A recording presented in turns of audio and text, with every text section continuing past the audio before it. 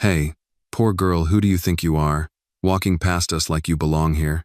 The words sliced through the crowded hallway of Jefferson High like a blade. Students bustled between lockers, laughter echoed. The squeak of sneakers bounced off polished tile floors until that moment, when everything seemed to stop. Maya Davidson stood still. 17 years old, slender, shoulders slightly hunched. Her deep brown eyes flickered with something unreadable. Her curls were tied back neatly, and she clutched an old notebook to her chest. Her dress a soft blue floral one looked out of place amidst the sea of brand-name hoodies and trendy sneakers. It wasn't just any dress. It was her mother's, worn the day she graduated from college. The last physical connection Maya had to her, since cancer took her 4 years ago. The boy who had mocked her, Tyler Morrison, was no stranger to attention. Star quarterback, all-American grin, entitled swagger. Standing beside him were Ashley, the head cheerleader with perfect hair and a venomous smile, and Brittany, influencer in training, who already had her phone out, camera rolling. "Is that Grandma's curtains she's wearing?" Brittany snorted, adjusting her filter. Maya said nothing. She didn't cry. Her knuckles turned white around her notebook. This wasn't new. Being laughed at, mocked, whispered about behind her back was something Maya knew too well. But this time was different. There was no escape route, no friendly face in the crowd, just cold eyes, open ridicule, and the fading warmth of a mother's memory hanging from her shoulders. And then came the sound a rip. Sudden, cruel. Tyler had grabbed the hem of her dress and torn it. A jagged tear ran up the fabric like an open wound. A gasp rose from the crowd. Phones came up. Some turned away. Others laughed. Maya didn't move. Her face burned, but her eyes stayed dry. In her mind, images flooded quiet dinners with Grandma, old medals hanging on her bedroom wall, the summer afternoons training in silence with Uncle Tommy in the garage. And his voice, steady and stern. "Strength isn't about hurting people. It's about knowing when to protect what matters." She turned, not to flee but to walk. Slowly, silently. The crowd parted instinctively. She entered the girls' restroom, locked the stall, and sat down. She stared at the ripped dress, her mother's dress, a piece of her past torn by a boy who saw nothing but weakness. And suddenly, something within her shifted. That night, back at the small home she shared with her grandmother in a quiet neighborhood just outside Atlanta, Maya didn't say a word about what happened. She laid the dress on her bed and looked at it not with sadness, but with resolve. Grandma had gone to bed early, like always. The house was quiet, peaceful. But inside her, there was a storm. She opened a box beneath her bed. Inside were her training gloves, her uncle's notes, the past she had tried to leave behind. But maybe, just maybe, it was time to remember who she really was. The next morning, Maya walked into Jefferson High in a plain black hoodie and loose gym pants. Her hair was tied back tighter. Her expression was unreadable. She made it halfway down the hall before Tyler spotted her. Well, if it isn't the warrior princess," he sneered. "What? No costume today?" Maya stopped in front of him. Her voice was calm, low. "Tyler," she said, "I let you get away with it yesterday, but if you touch me or anyone else again, I won't stay quiet." The hall fell into a hush. Brittany lifted her phone again. Ashley scoffed. "You threatening me?" Tyler grinned. No one expected what came next. In one smooth motion, Maya stepped forward, grabbed Tyler's wrist, turned him off balance, and released. It wasn't violent, it wasn't loud, but it was precise. He stumbled backward, stunned. "That was a warning," she said, eyes locked on his. Then she walked away. No one stopped her. That was the day Jefferson High began whispering the name Maya Davidson, not the poor new girl, not the weirdo, the warrior. If you felt a connection with Maya, you've ever known what it's like to be underestimated, to find strength in silence, and the courage to rise, hit that like button to let us know you're out there, listening. And don't forget to comment where you're watching from. Who knows? Someone nearby might be watching this same story with you. Justice isn't about fighting back, her uncle had once told her. It's about making people think twice before doing wrong again. And for the first time in her life, Maya felt its power, not in her fists, but in her voice, in her silence, in her choice to stand tall, even when everything in her begged to disappear. The video went up before third period ended. Within hours, Maya Davidson's quiet warning had become the most shared clip on Jefferson High's underground message board. Someone titled it, "Davidson versus Morrison, She Ain't Playing." The grainy footage showed the exact moment Tyler lost control of his balance under Maya's swift move. No punches, no yelling. Just a calm, calculated maneuver and his stunned expression. By the end of the school day, the whispers were no longer mockery. They were awe. "Did you see that move? What was that jujitsu? Where'd she learn that stuff?" She didn't even break a sweat. But Maya didn't stick around to hear the gossip. As soon as the final bell rang, she walked straight home, her black hoodie pulled low. She didn't want fame, she wanted space. Space to breathe. Space to think. Space to not feel the weight of everyone's eyes on her. At home, Grandma Etta stirred a pot of chicken stew on the stove. The smell filled the house, warm and comforting. Maya placed her bag down and took off her shoes at the door. "You all right, sugar?" Grandma asked, not turning around. "I'm fine," Maya replied. A bit too quickly. Grandma Etta turned. Her eyes were sharp, even at 72. She'd raised Maya since her daughter Maya's mother passed away, and she could read the girl like a book. But she chose not to press. Just yet. "I'm not sure what kind of fine that is," she said. "But there's cornbread warming in the oven and sweet tea on the counter. You can tell me or not tell me, but you still need to eat." That night, after dinner, Maya sat on the porch steps, watching the Georgia sunset bathe their quiet street in orange and gold. She held the repaired dress in her lap. Her stitches were crude, but the damage was too symbolic to undo completely. Her phone buzzed.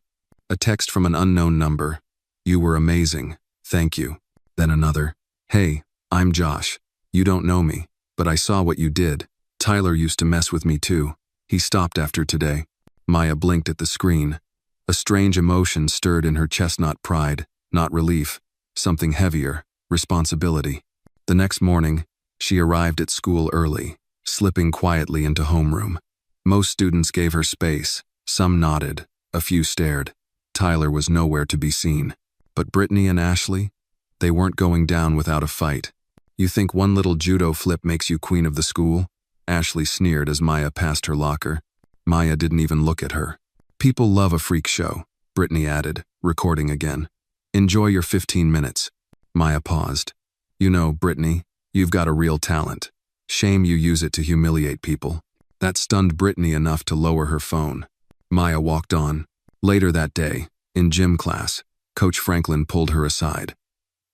"Miss Davidson," he said, scratching his chin. "You ever consider joining the girls' wrestling team?" "No," she replied flatly. "You've got real form, natural balance. You sure?" Maya nodded. "I'm not here to compete." He nodded back, slowly. "All right. But if you change your mind, my door's open." In the locker room, a girl named Lena approached her hesitantly. "Hey," she said, clutching her gym bag. "Two thought what you did was really brave. I mean, I could never. I don't even talk in class." Maya smiled faintly. "You just did." Lena blushed, but laughed. It was the first time someone had smiled at Maya in that school. During lunch, Maya sat at the edge of the courtyard, under a sprawling oak tree, alone. She preferred it that way for now. But Josh found her. He was a thin boy with oversized glasses and a cast on his arm. "Hey," he said awkwardly. "I texted you. I'm Josh." I remember," she said, motioning for him to sit. He did, carefully. "I saw the way Tyler looked at you yesterday. Like he didn't know what hit him." "I didn't hit him," she said. Josh smiled. "I know, that's what made it better." He paused, then added quietly. "He broke my arm last year. Said I got in his way in the locker room." Maya's jaw clenched. "Did anyone do anything?" Coach covered it up. Said it was an accident. Of course he did. Tyler was their golden boy. The school's pride. Jefferson High protected its stars like trophies. Maya looked out at the yard, watching the way the sun cast long shadows over the grass. "You want to help me?" she asked suddenly. Josh blinked. "Me? Yes. I need someone who knows the school, who knows who's been hurt and who's scared to talk." He stared at her. "You're going after him?" "I'm going after the silence," she said. "That's what keeps people like him powerful." Josh nodded slowly. Okay, I'm in. That night, Maya sat on her bedroom floor, laptop open. She made a list of students she'd seen cry in hallways, those who flinched when Tyler walked by, teachers who looked away. She started connecting dots.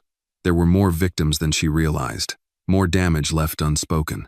She wasn't going to fix everything, but she could start.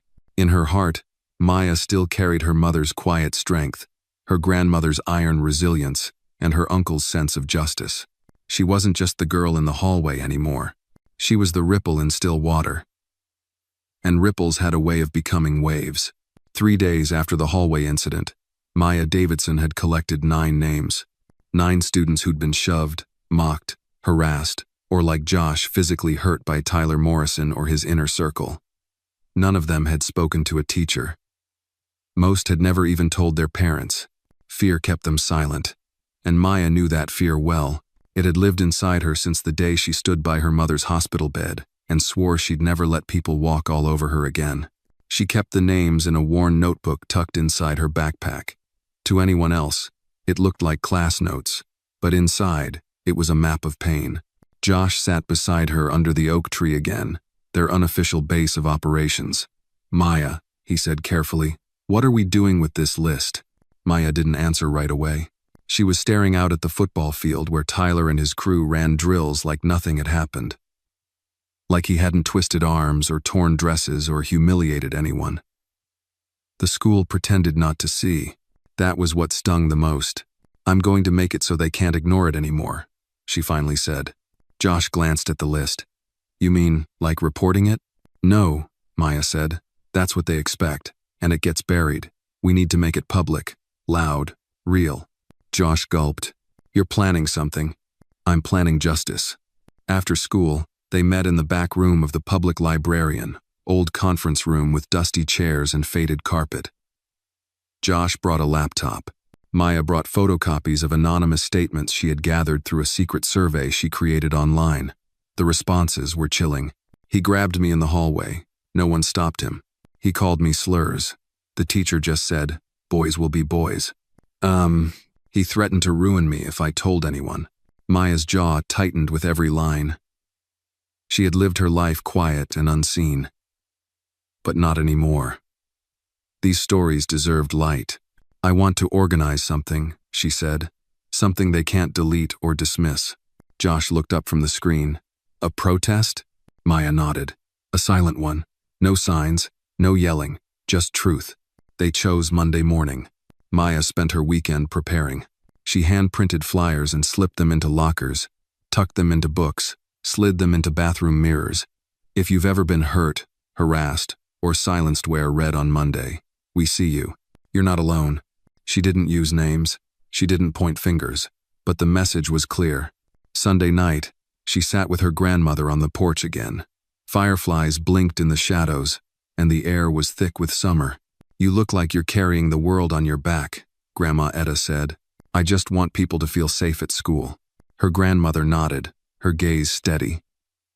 You can't fix everything, Maya, but you can light a fire that makes others brave enough to join you. Maya smiled softly. That's all I'm trying to do. Monday arrived like thunder. At first, Maya worried. As she walked into school, she scanned the hallways. For a moment, it seemed no one had responded. But then she saw one girl in red shoes. A boy with a red wristband, then another with a crimson scarf. Small, subtle signals, but each one carried weight. By second period, nearly 1/3 of the student body had something red on. Tyler noticed. He cornered Maya by her locker between classes, his face tense. What the hell is this? Some kind of gang now? Maya didn't flinch. It's truth. Maybe that's what scares you. Tyler's fists clenched, but he didn't speak. Something in her eyes told him not to. By lunchtime, the school was buzzing. Teachers whispered. Students huddled in corners. The principal called an emergency meeting. But Maya stayed calm. She stood in the middle of the cafeteria, alone, and pulled out a small sheet of paper.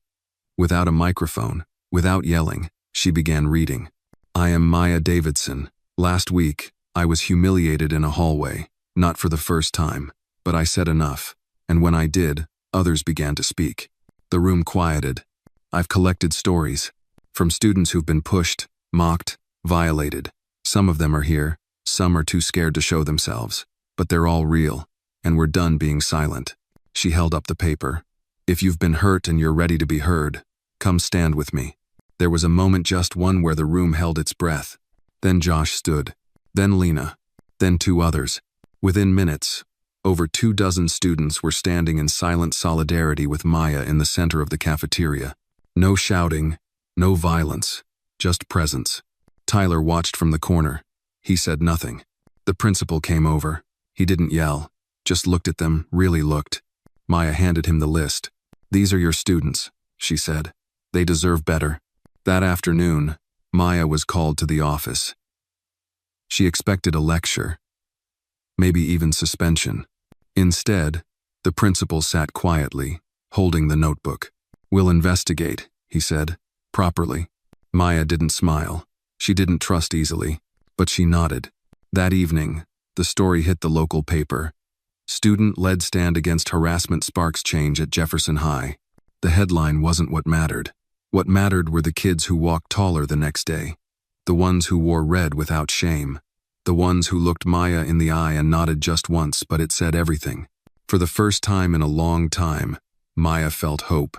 Justice didn't come with noise. Sometimes, it started with a whisper and ended with a crowd. Tuesday morning brought more red hairbands, red pins, red socks pulled high above jeans. Even a few teachers wore red ties or scarves. Maya noticed Miss Browning, the quiet literature teacher, had placed a single red carnation on her desk. No words were exchanged, but Maya met her gaze and nodded. Miss Browning nodded back. Maya didn't feel powerful. She felt responsible. She was in 3rd period when Brittany Walsh stormed into the classroom late, her usual smugness replaced by something closer to fury. Maya didn't turn, but she felt the shift in the room, like electricity humming under the floor. At lunch, Josh joined her under the oak tree again. You made the news, he said, pulling out his phone. They even quoted you. We're done being silent. That's big. Maya stared at the screen. The article was from a local blog, with a grainy photo of her standing in the cafeteria, surrounded by red-clad students. She looked smaller than she remembered. And somehow older. I didn't do this for the news, she said quietly. I know, Josh said, but still it's spreading. And it was. By midweek, 2 other schools in the district had reached out through anonymous messages, thanking Maya for giving them the courage to speak. Someone made an Instagram account called it Red for Respect, and students started sending in photos from around the state. But with attention came backlash. Wednesday afternoon, Maya found her locker vandalized. Someone had smeared ketchup across the front, spelling out the word snitch in dripping red letters. She stared at it silently. A few students paused, unsure what to do. One boy muttered, "Damn," and hurried away. But Lena arrived seconds later, holding a roll of paper towels and a trash bag. You didn't deserve this, she said softly, stepping forward to help clean. Maya said nothing for a moment, just accepted the paper towel. I knew there'd be pushback, Maya finally said. Lena looked at her. It doesn't make it fair. No, Maya said, but it makes it real. By evening, the vandalism was reported, and the school promised to review security footage. But Maya had little faith in promises. She sat at the kitchen table that night, stirring cold macaroni while her grandmother folded laundry nearby. You stirred that bowl longer than you've eaten from it, Grandma Etta said without looking up. Maya sighed. Someone trashed my locker today. Was it Tyler? No idea. Probably someone who wants him to stay untouchable. Her grandmother placed a folded towel on the stack and looked at her. You know the funny thing about walls? People build them to keep others out, but walls don't just block, they trap. Maya frowned. What do you mean? I mean, maybe the ones lashing out now are the most scared. Scared of what happens when truth doesn't knock, it kicks down the door. The next day, Maya found a folded note inside her backpack. It wasn't signed. You think you're saving people, but you're just making things worse. Stop before someone gets hurt. She stared at the words for a long time, her fingers tightening around the page. Josh was furious when she showed him. This is a threat. We need to go to the principal. They'll call it a prank, Maya said. They always do. But Josh wasn't satisfied. You said we're fighting silence. so don't go silent now. Maya hesitated, then tucked the note into her notebook with the others. She didn't plan on being silent, but she needed to be smart. That afternoon, she approached Miss Browning. The teacher blinked when Maya entered her classroom after the bell rang. "Miss Davidson? I need to talk to someone I can trust," Maya said. "And I think that might be you." Miss Browning gestured for her to sit. Maya told her everything: the list, the silent protest, the locker, the note. For the first time, she allowed herself to speak without weighing every word. Miss Browning listened carefully. When Maya finished, she leaned back and folded her hands. "You're brave," she said, "but you're also young, and change is heavy." I'm willing to carry it," Maya replied. The teacher smiled faintly. "Then let's make sure you don't carry it alone." She promised to bring it to the staff anonymously at first, to test the waters, to gather support. Maya felt a spark of something she hadn't expected: relief. Later that week, Tyler returned. He had been suspended for 2 days, not for the hallway incident, but for another complaint that surfaced in the wake of Maya's movement. Apparently, he had pushed a sophomore during gym. The story had been ignored. Not this time. He looked at Maya from across the hallway. His eyes didn't hold rage. They held caution. He wasn't used to consequences. Not like this. But Maya didn't gloat. She didn't smirk. She simply walked past him, chin high, as if to say, "I'm not afraid anymore." That night, a small message appeared on the @Red4Respect page. "I used to be one of them." I laughed. I said nothing, but not anymore. "Thank you, Maya. I'm trying to be better." No name, no photo, just honesty. And for Maya, that was enough. Justice wasn't a loud crash. It was a steady knock. And finally, people were opening their doors. The air was thicker that Friday morning. Maybe it was the weather, gray and unmoving, or maybe it was the tension that had been simmering all week, waiting to boil. Maya Davidson arrived early, her backpack heavier than usual. Inside, she carried a stack of New Statements Anonymous stories, each one raw and urgent. The number had grown to 37. Students still wore red. Not all, but enough. Enough to make silence impossible. She passed Brittany and Ashley by the front steps. They were unusually quiet, watching her with narrowed eyes. Brittany didn't have her phone out. That was a first. In homeroom, Josh leaned in, whispering, "I overheard Coach Freeman arguing with the principal. He's defending Tyler." Again, Maya didn't respond. She was too focused. They were reaching a moment and edge. Either something would change, or the pressure would crack the walls. Later, in the library, Miss Browning pulled her aside. "I spoke to a few teachers," she said. "Some want to speak out, but others they're scared. Their jobs, their reputations, it's complicated." "It always is," Maya said quietly. "That's why people like Tyler get away with it." Miss Browning nodded. "But you've started something real, and real change takes time. Be careful, Maya. Not everyone plays fair when power slips through their fingers." Maya took that warning to heart. At lunch, she sat with Josh and Lena under the oak tree. A few others had joined them over the past week. Students who once kept their distance now sat a little closer. "There's something I haven't told you," Josh said, picking at his sandwich. "There's a video from last year. Tyler, he hurt a kid. Worse than anything we've seen. Someone recorded it, but it never surfaced. I think Coach made sure of that." "Do you know who has it?" Maya asked. Josh hesitated. "A junior named Evan. He's quiet, keeps to himself, but he trusted me, said he might still have it." Maya looked out at the courtyard, her mind racing. If the video existed, if they could get it could shatter the illusion that Tyler was just a misunderstood jock. "Can you talk to him?" she asked. Josh nodded. "I'll try." That afternoon, the tension finally cracked. It happened during 6th period gym. Maya wasn't there, but word spread fast. Tyler had cornered a freshman in the locker room, shoved him hard, called him names. The boy didn't cry, didn't fight, just ran. But a teacher saw. This time, someone wrote it up. By last bell, the school buzzed with rumors. "They're finally going to expel him. He'll just get another slap on the wrist. His dad's got money. Nothing will happen." Oh, Maya heard them all. And yet, she felt something different, like the tide was shifting. She returned home that evening exhausted. Grandma Etta was watching an old detective show, sipping sweet tea. "You look like someone who's seen too much for one day," she said. Maya sank into the couch beside her. "It's happening." Tyler messed up again. In front of a teacher this time. Her grandmother raised an eyebrow. "Think they'll do something?" "I don't know, maybe." Etta said. "You ever heard of pressure cookers?" Maya glanced over. "Yeah, why?" "They hold in all that steam. Until one day, boom, lid flies off." Maya smiled faintly. "You think that's what's happening?" "I think you're holding the flame. Just be sure you don't burn yourself too."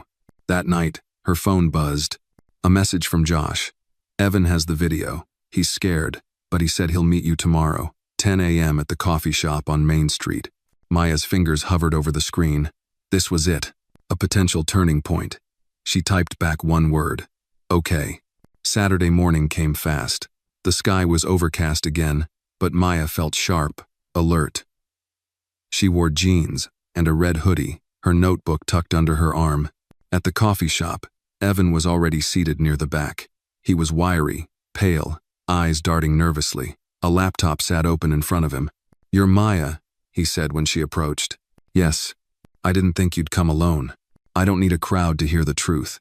He nodded slowly. "You want to see it?" "Yes." Evan turned the screen. The video was grainy, but clear enough. Tyler stood in the locker room, his face twisted with rage. The boy he shoved, a scrawny sophomore, hit the ground hard, curling into himself. Tyler shouted something cruel, then kicked a bench hard enough to send it sliding across the floor. The date stamp was last fall. "Why didn't this get out?" Maya asked. "Coach Freeman," Evan said. "He took the phone, but I had it backed up to my cloud. I was scared. Still am." Maya leaned back. "You were smart to keep it. Are you going to use it?" he asked. She paused. Not to destroy him, to protect everyone else. That evening, Maya sent the video anonymously to the school board. Then she waited. Sunday passed in quiet tension. By Monday morning, the entire school knew the video had leaked. Students gathered in clusters, watching it on their phones. There was no joy, just silence, disgust, a recognition that this time, it couldn't be swept away. Tyler didn't show up. By fourth period, an announcement came over the PA. All students and staff are to report to the auditorium for an emergency assembly. Maya's stomach turned. When they gathered, the principal stood at the podium. His face was grave. "We've all seen the footage. The school is taking this matter seriously. Effective immediately, the student involved has been suspended pending further investigation." A ripple of murmurs spread. Then the principal added, "And starting today, we're launching a new initiative to review all complaints of harassment and bullying past and present." He looked directly at Maya. "This change began with one voice. Let it continue with many." Applause erupted, not loud, but real. Maya sat in the second row, heart pounding. She wasn't smiling. Not yet. Justice wasn't done. But the lid had come off, and nothing was going back to the way it was. The week that followed the assembly was unlike anything Jefferson High had ever seen. Every hallway conversation was hushed, not with fear, but with cautious awareness. Teachers who once looked away now paused longer when they saw a student isolated or uncomfortable. The red ribbons continued, now tied to backpacks, doorknobs, even lunch trays. It had become more than a protest, it was a promise. But for Maya Davidson, the eye of the storm had only just passed, and the winds were picking up again. On Tuesday morning, she was called to the office, not by the principal this time, but by someone new, a district investigator, Miss Jean Holloway. She was a tall black woman in her 50s with silver threads in her braids and a look that said she didn't waste time. "Maya," she said, extending her hand firmly, "I've read your statements. I've seen the video. I'm here to ask you, off the record, if you believe this is just about one student, or something deeper." Maya met her gaze. "It's deeper." Tyler was the face. But the silence, that's what allowed it all. Miss Holloway nodded slowly. "That's what I needed to know." Later, as Maya walked back to class, a familiar voice called her name. "Brittany Walsh." Maya stopped. Brittany looked different. Her usual air of superiority was gone. She fidgeted with the straps of her designer bag, eyes darting. "I need to talk to you," Brittany said, lowering her voice. Somewhere private. Maya studied her for a second, then nodded. They ducked into an empty classroom. I'm not here to fight, Brittany said quickly. I've been thinking. About everything. About Tyler. You stood by him, Maya said calmly. You laughed when he hurt people. I know, Brittany said, her voice shaking slightly. But I didn't know how bad it was. I thought it was jokes. Stupid stuff. It wasn't. I know that now, Brittany whispered, and I'm not proud of it. I didn't say anything before because, well, I liked being untouchable. But I saw that video. And I remembered a girl in 9th grade. Amy Rizzo. She left school mid-year. Tyler used to follow her home, say stuff. I didn't stop it. I didn't want to stop it. Maya folded her arms. Why are you telling me this now? Because you're the only one people listen to now. And maybe if I tell the truth, it'll help someone else. Maya didn't forgive Brittany that day. But she nodded. Write it down. Submit it anonymously if you have to. Just don't let silence win again. By Thursday, Maya was known not just as the girl who stood up, but as the one everyone came to. Her locker was littered with folded notes, thank yous, stories, confessions. Josh helped her organize them each day. They filled 2 notebooks now. But with visibility came new tension. Coach Freeman had returned from leave and made it clear during gym that he blamed Maya for everything. He barked orders with more edge. He cut her out of group drills. He made offhand comments like, "Some people love being the victim. Makes them feel powerful." After the 3rd snide comment, Maya reported him. This time, the office didn't brush it aside. They placed him under investigation. And just like that, the 2nd pillar fell. That weekend, the school held a community forum. Parents, students, staff all invited to speak. Maya almost didn't go. She felt tired, worn thin from carrying too many voices. But Grandma Etta insisted. You don't stop when the door opens, she said. You step through. The auditorium was packed. Maya sat in the 3rd row, notebook in hand. The principal opened the floor. First, a nervous sophomore girl, then a parent, then Josh. One by one, people stood and told the truth. When Maya's turn came, the room fell still. She stepped up to the microphone. No paper, no notes. My name is Maya Davidson, she began, and for a long time, I was quiet. Not because I was afraid of being hurt, but because I thought no one would care if I was. She scanned the room. I was wrong. People care. But they need someone to go first. So I did. And what I learned is that justice doesn't always look like handcuffs or suspensions. Sometimes, it's a teacher asking a question they used to ignore. Sometimes it's a kid not laughing at a cruel joke. Sometimes, it's just being seen. Her voice wavered slightly, but she held firm. I'm not a hero. I'm not brave every day. But I believe silence protects the wrong people. And I believe if we keep speaking, we can change that.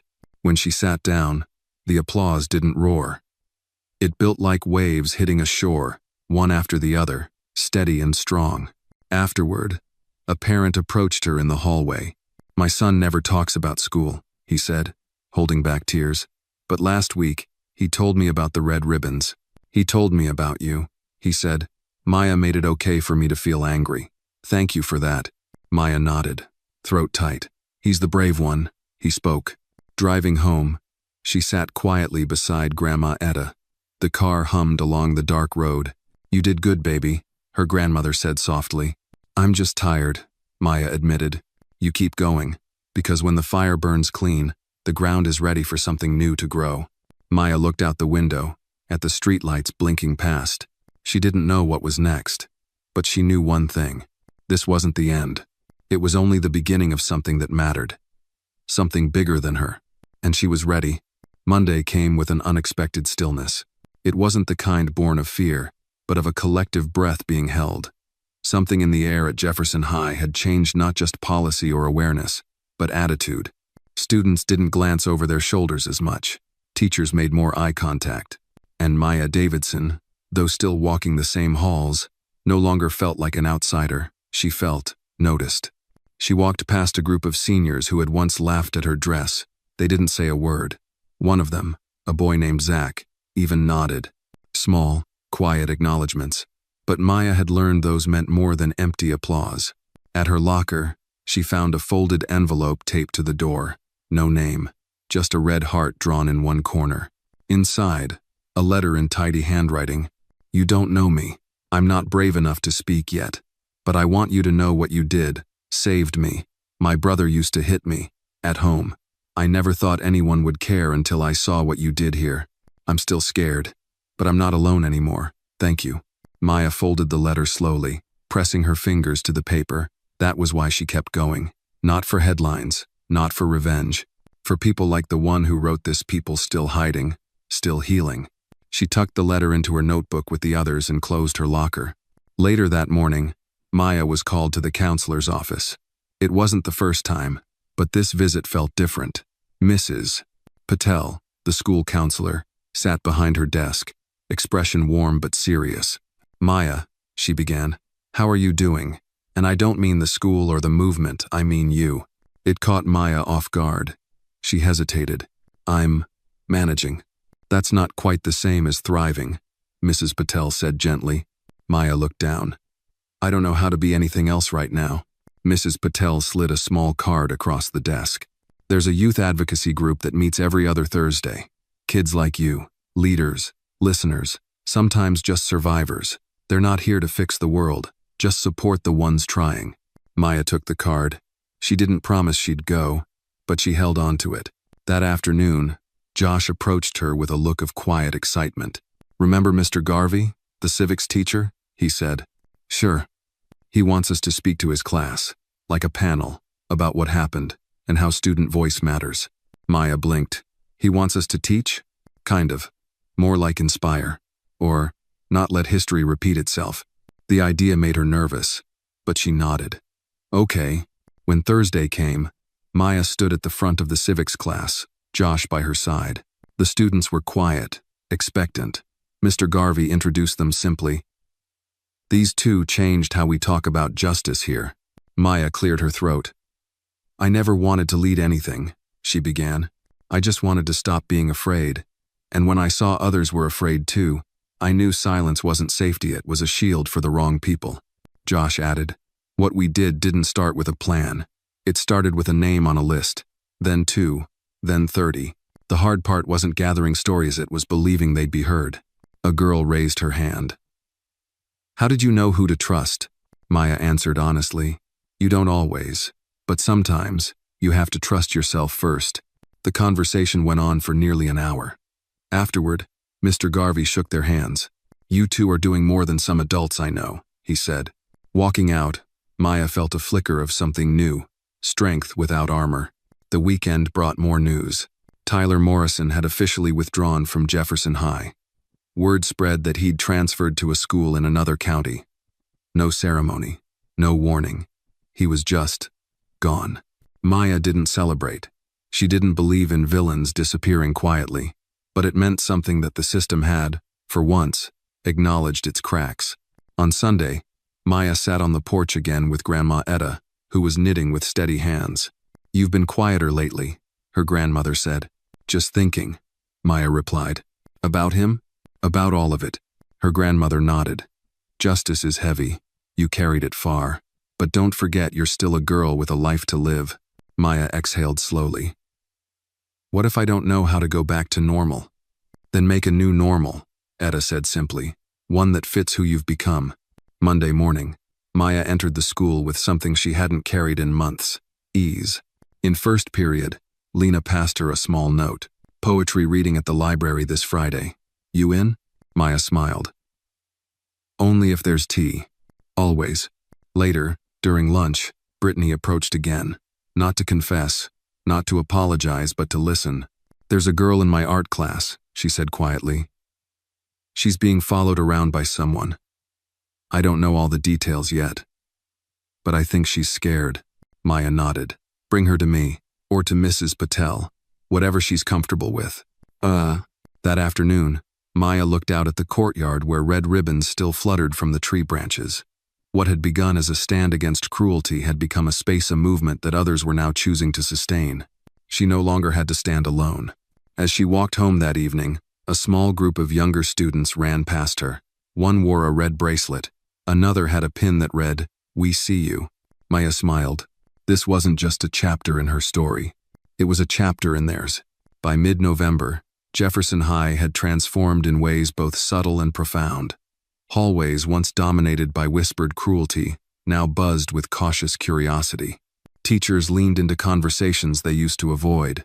Red ribbons were no longer acts of rebellion, they were badges of shared truth. But with every step forward, shadows lingered. Maya Davidson sat in the library with her laptop open, reviewing the growing archive of stories students had submitted. The anonymous testimonials now numbered over 60, and though most were stories of past harm, many ended with hope that things were changing, hope that someone had finally listened. Josh slid into the seat beside her, holding 2 hot chocolates. "Fuel for the soul," he said with a grin. Maya accepted the cup. "I needed this." "You've been in here every lunch this week," he said. "You ever just take a breath?" She raised an eyebrow. "This is my breath." But even she felt it, the fatigue. The quiet weight of expectation. Students looked to her now not just for answers, but for permission. To speak, to be brave, to feel safe. And with that came pressure. "You ever wonder what happens after?" she asked. "Like, when the noise dies down, do they forget? Do we become another headline people scroll past?" Josh was quiet for a moment. "Maybe. Or maybe we planted something they'll carry with them, even if they don't say it out loud." She smiled faintly. "That's the dream." That afternoon, Principal Harris called Maya to his office. She entered warily, half expecting some disciplinary twist.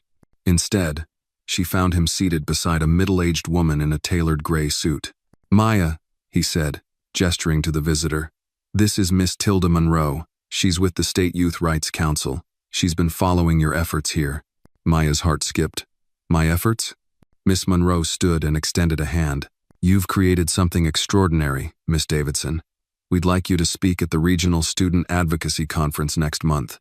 You'd be one of the youngest panelists." Maya blinked. I don't know what to say." "Say yes," Miss Monroe said gently. "You've already begun the conversation. Now let's help you amplify it." Outside the office, Maya leaned against the wall, breathing slowly. A month ago, she'd been a girl fighting back in a hallway. Now, she was being asked to represent her school, her movement on a stage. The thought exhilarated and terrified her. That evening at home, Grandma Etta listened carefully as Maya recounted the offer. "You gonna do it?" her grandmother asked. "I think so," Maya said. "But what if I mess up? What if I freeze?" Etta chuckled. "Then you pause, take a breath, and remember, you ain't talking for applause. You're talking for those who still can't." The next day, Maya began drafting her speech. She wrote on paper first, scratching out lines, rewriting whole paragraphs. Josh and Lena offered to help rehearse. At the end of the week, they gathered in the drama room after school. Maya stood on the small stage, heart pounding as she began reading aloud. "Hi, my name is Maya Davidson. I used to think being quiet made me invisible. I thought if I didn't speak, I couldn't be targeted. But silence didn't protect me. It isolated me. And it protected people like Tyler Morrison." She looked up. Josh gave a thumbs up. Lena mouthed, "Keep going. I don't stand here because I'm fearless.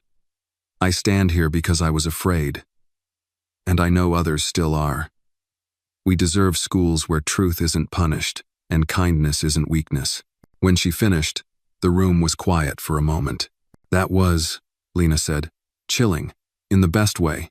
"You're ready," Josh added. Maya felt something steady settle inside her.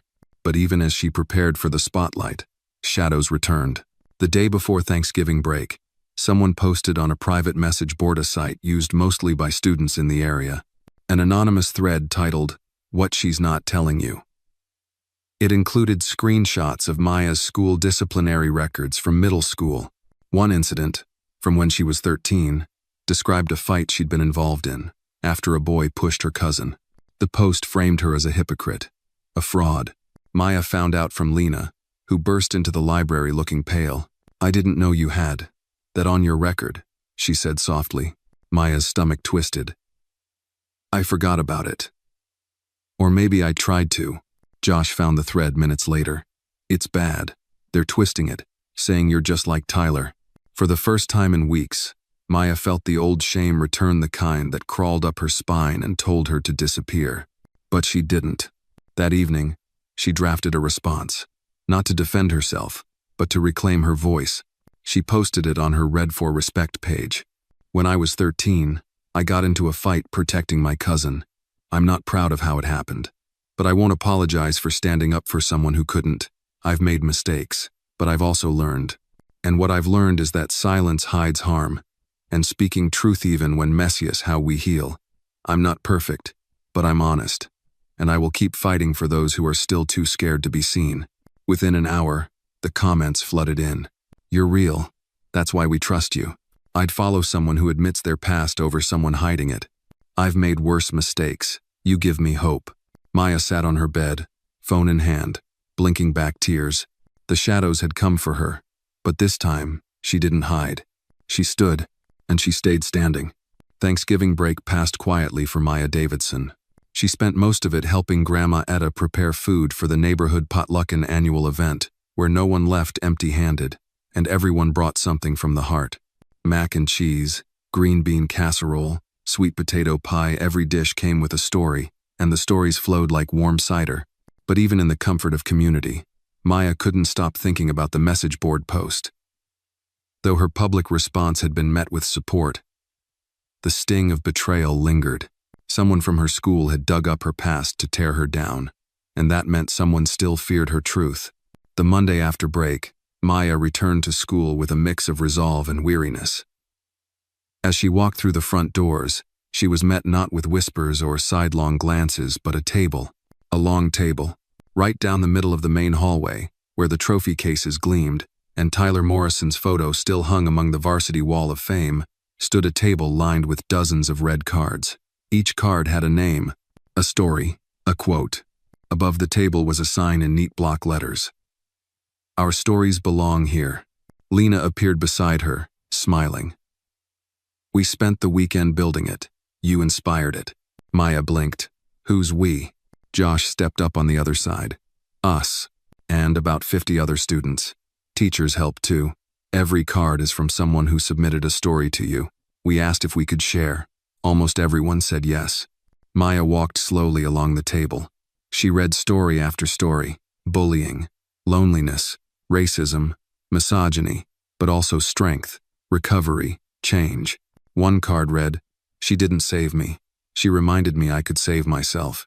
Another simply said, "He stopped after she spoke. That's all I needed." Maya swallowed the lump in her throat. You did this without telling me. Lena grinned. It was time for us to speak. Principal Harris came by later that morning. Instead of saying anything, he placed a blank red card on the table and wrote something down. Even Miss Browning left a note. Being seen starts with being believed. That day, Jefferson High felt less like a battlefield and more like a home under renovation. The work wasn't done, but the tools were in place. Later in the week, Maya and Josh led a workshop for the younger students, an idea suggested by Miss Monroe. They called it Finding Your Voice. About 30 freshmen showed up. Josh started with a question. When did you first feel invisible? The room grew quiet. Then, one hand went up, then another, and another. Maya listened. She didn't interrupt. She simply nodded, sometimes offering a word or two. She knew what it meant to finally be heard. Afterward, a boy named Ramon stayed behind. You probably don't remember me, he said, looking down at his shoes. But I was in the cafeteria that day. When it all started, I didn't say anything. You don't have to explain, Maya said gently. I know, but I want to, because now I want to help. Can I? Maya smiled. Of course. By Friday, the table in the hallway had grown. More red cards appeared each morning. Some students even brought in chairs and started sitting around it during breaks, turning it into a literal meeting place. One morning, Brittany sat down beside Maya at the table. She had no makeup on, her hair tied back simply.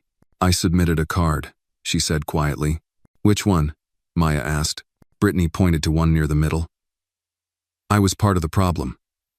But now, I want to be part of the fix. That's a good start, Maya said. I mean it. I know. Um, then Brittany did something unexpected. She pulled out a notebook. I've been writing. I don't know if it's good, but it helps. Maya nodded. Writing is how I survived. Let me read it sometime. That weekend, Miss Monroe visited again. She attended the open mic event. The school hosted a new initiative called Voices Unfiltered. Maya wasn't planning to speak.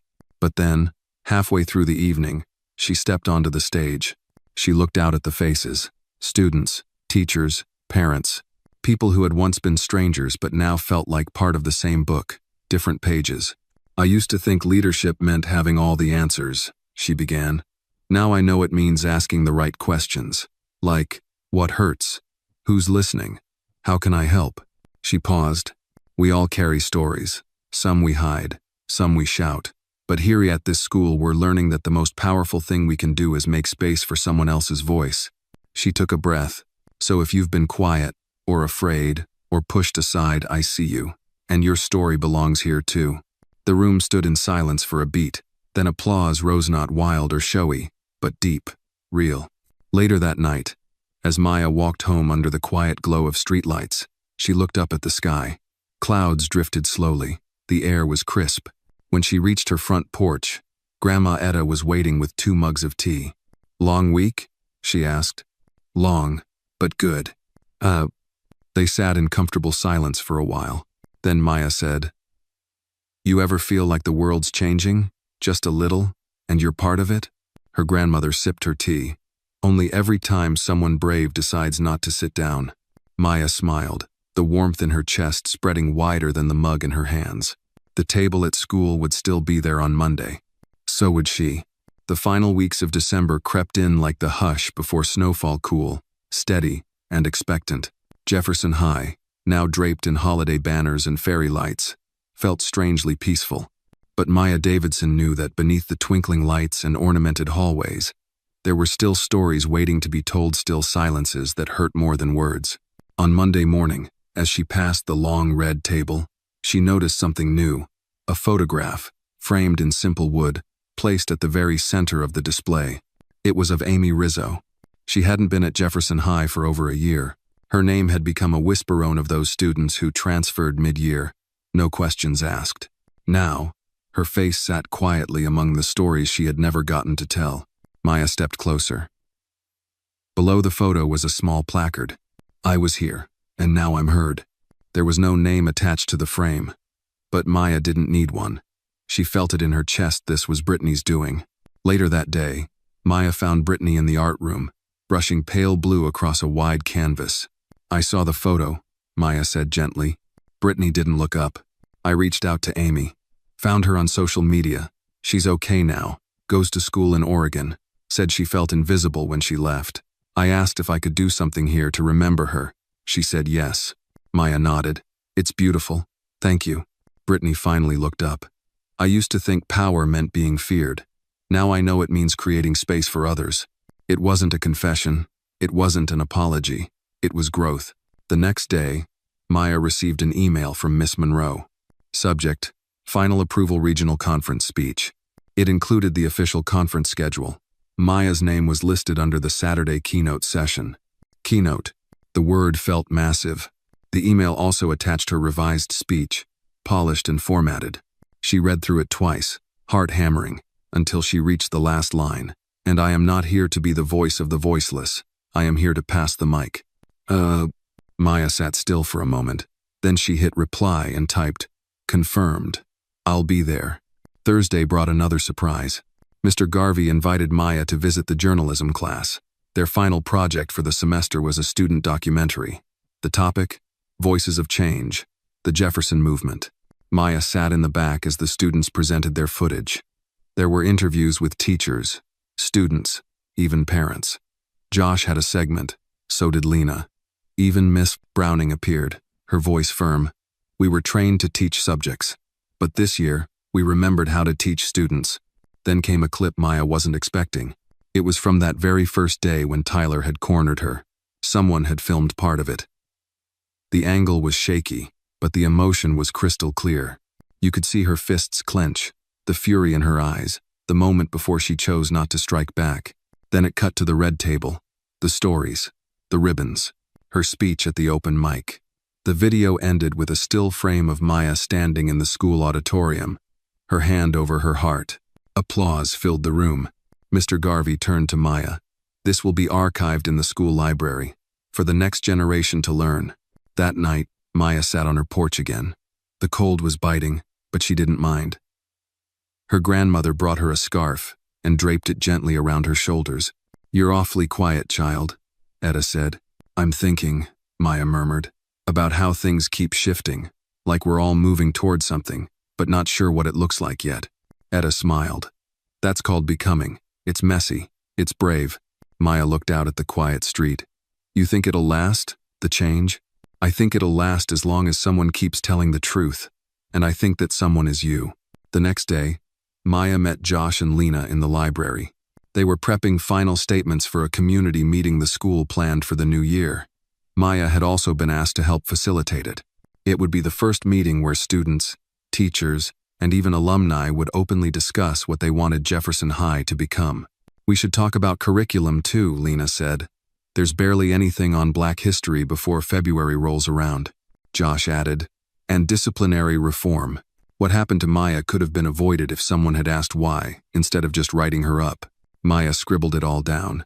And support for new students, mentors, maybe even a welcome circle. They stayed until the lights dimmed. Before leaving, Maya added one more red card to the table. Power isn't being the loudest voice in the room, it's making sure others are safe enough to speak. As she left the building, she glanced back once more. Amy Rizzo's photo glowed softly in the fading daylight. The truth was framed now, not as evidence of pain but as a promise that it would not be repeated. And that promise began, every day, with someone choosing to see, choosing to stay, choosing to speak. The auditorium lights were warm on Maya Davidson's face, but her hands were ice cold as she stepped onto the wide stage at the Regional Student Advocacy Conference. Rows of folding chairs stretched in every direction. Hundreds of students, educators, and advocates stared up at her waiting, watching. She stood behind the podium, the script she had memorized tucked safely in her coat pocket. But she didn't reach for it. Not yet. Instead, she took a breath, a long one. "My name is Maya Davidson," she began. "And for a long time, I believed that being quiet was how you survived." A ripple of murmurs moved through the room. She could see heads nodding. People were leaning forward. "I thought if I didn't speak, if I didn't make noise, then maybe I wouldn't draw attention, maybe I wouldn't get hurt. But what I learned, what we all eventually learn, is that silence doesn't protect you. It protects the ones who do the hurting." She paused. The silence this time wasn't threatening. It was respectful, heavy with meaning. Maya looked out at the audience and continued. "At my school, I was mocked, humiliated, targeted, not just for being different, but for refusing to shrink. And when I finally stood up, I didn't expect applause. I expected more pain. But what I got was company. People who said, 'Me too.' People who had stories they never thought they'd be allowed to tell." She stepped out from behind the podium now, her voice steady. "We started with a list, then a table, then a movement. Not because we wanted to lead, but because we wanted to stop being invisible." A screen behind her lit up, showing images of the red table back at Jefferson High. Cards lined up like a living memory. Faces of students, some smiling, some solemn. "I am not here because I'm brave," Maya said. "I'm here because I refuse to stay afraid." Applause followed her last sentence. Not explosive, but lasting. It filled the hall like a warm tide, and when it faded, she stepped down. As she returned to her seat, Miss Monroe caught her hand and squeezed it. "You didn't just speak. You opened a door." During the rest of the conference, Maya attended panels and workshops, everything from school policy reform to restorative justice circles. She took notes, asked questions. At lunch, other students approached her with quiet awe. "You're the one from Jefferson," a girl said shyly. "I followed your story. You gave me the courage to report my coach." Maya blinked. "You did?" The girl nodded. "He's gone now, and I'm okay. Thank you." That evening, back at the hotel, Maya video called her grandmother. "You looked strong. Etta said proudly after Maya held up her phone to show off the standing ovation. I felt like I belonged, Maya admitted. Like I wasn't the broken one in the room. Because you're not, Etta said. You're the one still standing. The next morning, Maya woke early and walked down to the hotel lobby. She found Josh already waiting by the complimentary coffee machine, 2 cups in hand. Figured you'd come down early, he said.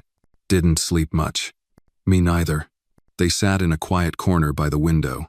I keep thinking about what comes next, Josh said. Like, we've done so much, but what if it just fades? Maya sipped her coffee. It might. Josh turned to her. You really think so? But, Maya continued, every time someone speaks up because of what we did, it starts again. In them. They fell into companionable silence. That Monday, back at Jefferson High, the red table was still there, more worn now, but still full. A few cards had been laminated, others replaced. Brittany had added a new display board showing headlines from other schools starting their own versions of the project. The hallway had become more than just a pass-through. It was a story in motion. Principal Harris called Maya into his office later that day. I wanted to tell you something, he said, offering her a seat. The school board has approved a permanent peer-led student support group. With funding, you'll be its first official coordinator. Maya blinked. Me? You and whoever you choose to lead it with, he smiled. You helped us remember what leadership really means.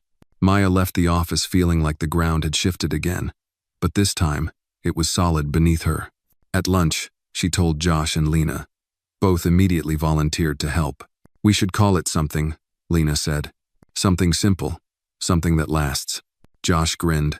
The long table. Maya nodded. Perfect. They drafted the mission statement together that afternoon. A place where no story is too small, no voice too quiet, no truth too late. As winter break neared, Maya found herself walking slower through the school. Not to avoid, but to notice. She noticed students sitting together who once sat alone. Teachers who lingered after class. Bulletin boards filled with affirmations instead of announcements. And then, one afternoon, she found a card placed beside her locker. It wasn't red. It was gold. On it were 5 words. Because you stood, I could. She didn't recognize the handwriting. She didn't need to. She tucked it into her journal, right beside the first letter she'd received months ago. This, she thought, was what legacy looked like. Not in plaques or trophies, but in the quiet way people learn to stand. Because someone else dared to go first. Snow had started falling on Jefferson High, soft and silent, blanketing the school in a kind of peaceful stillness. It was the final week before winter break, and for the first time in years, students didn't just count down the days to escape. They lingered, they stayed late, they talked longer. The school, once filled with corners of silence and shadows, now breathed with something new, connection. Maya Davidson stood at the window of room 214, where the very first student-led, long-table support group meeting had just ended. 23 students had come. Some had spoken, some had simply listened. All had stayed. She watched as the wind brushed snow from the branches of the old oak outside. The same tree where, once, Tyler Morrison had laughed as someone cried. That tree now held a wind chime placed there by Lynette's sound gentle, like a whisper of healing. Josh entered the room, his cheeks pink from the cold. Miss Monroe just called, he said. The council approved the partnership grant. The long table's going statewide. Pilot programs in 5 schools next spring. Maya's breath caught. Statewide? Josh nodded. Your idea is about to belong to a lot more people. She smiled, but not just at the news. At the realization that what she had once done out of desperation had become something enduring, something others would carry. That evening, the school hosted a winter light ceremony, a new tradition sparked by the students. Instead of trophies and awards, this event honored transformation. Each student was given a paper lantern and asked to write one word that captured their journey this year. Maya's word came easily: voice. As she walked into the gymnasium, the warm glow of hundreds of lanterns lit the space like stars. Teachers, families, staff, and students mingled. No stage, no hierarchy, just a shared experience. Principal Harris gave a short speech. We began this year trying to silence problems. We end it by honoring the people who taught us to listen. Then he called a few names. Not for awards, but acknowledgements. Maya Davidson, Josh Ing, Lena Brooks, thank you for reminding us that schools aren't just places of learning. They are places of becoming. Applause followed. And this time Maya didn't shrink. She stood and accepted it not for ego, but for every voice that had once been forced into the shadows. After the ceremony, Brittany approached Maya with 2 cups of cider. Cheers, she said, clinking the cups gently. For what? For surviving, for starting something, for not quitting, even when people like me made it harder. Maya looked at her. You made it possible in the end. They stood in silence, sipping cider under the twinkling gym lights. You know, Brittany added, I'm applying to art school. I submitted that portrait I drew of Amy. That's amazing, Maya said. She'd be proud. Later that night, back home, Maya sat with her journal. She flipped through the pages, letters, cards, memories, each one a thread in the fabric of a story that had once threatened to unravel her. Now, it wrapped around her like armor. Grandma Etta entered quietly, a cup of tea in her hand. You still writing? She asked. Always, Maya said. There's too much not to say. Etta sat beside her. Do you know what you did this year, Maya? Maya glanced at her, waiting. You turned pain into power. That's the rarest thing of all. Maya leaned her head on her grandmother's shoulder. It still hurts sometimes. It always will, Etta said, but now it means something. On the last day before break, Maya arrived early. She walked the hall alone, fingers grazing the red cards, still taped to the long table. Some had faded, others were new. She left a final card in the center, gold ink on red paper. This table is for the you who stayed silent, for the you who still whispers, for the you who is learning to shout, you're not alone anymore. As the final bell rang that afternoon, students flooded the halls. Backpacks slung, voices lifted in holiday cheer. Maya walked out among them, not leading, not following, just being. Outside, the snow had thickened, coating the school sign, the steps, the world. Josh joined her at the entrance. Ready? He asked. Maya looked back one last time, then nodded. Let's go. They stepped into the snow-covered street, laughter behind them, a future ahead. And though the building they left would soon close its doors for the season, the story they'd started there would keep unfolding in whispered truths, in lantern light, in red cards left behind for the next quiet voice ready to riz.